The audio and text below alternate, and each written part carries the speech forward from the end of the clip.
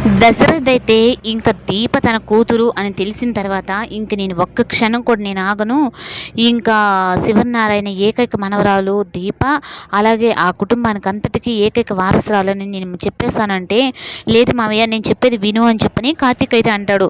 కానీ నేను ఎట్టి పరిస్థితుల్లో ఇంకా ఆగను.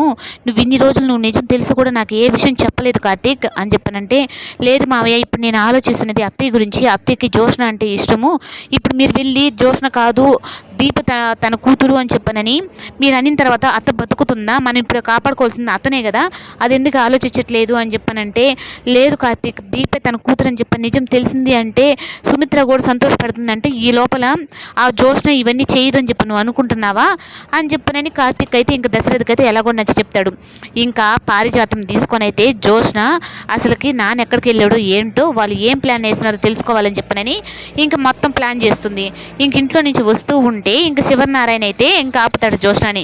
నువ్వు మీ నాన్న వచ్చేంత వరకు నువ్వు ఇంట్లోనే ఉండాలని చెప్పని మీ నాన్న నాతో చెప్పేసి వెళ్ళాడు అని అంటే, అదేంటి తాతయ్య నేను ఏమైనా చిన్నపిల్లనా నన్ను ఇంట్లో కట్టు పెట్టడానికి, నాకు కొన్ని పనులు ఉంటాయి కదా అని చెప్పనంటే, లేదు మీ నాన్న ఎందుకు చెప్పాడో ఏమో నాకు తెలీదు, ఎవరన్నా నీకు పెళ్లి సంబంధాలకు ఏమన్నా వస్తున్నారేమో ఇంట్లో ఉండమన్నాడు కదా అని చెప్పని శివనారాయణ అయితే అంటాడు.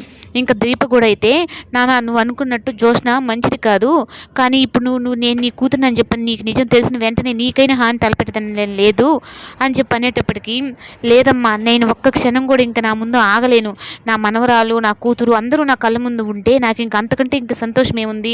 కూతురు ఉంది ఉంది అని చెప్పానంటే ఆ తండ్రికి ఎలా ఉంటుందో నీకు తెలుసా?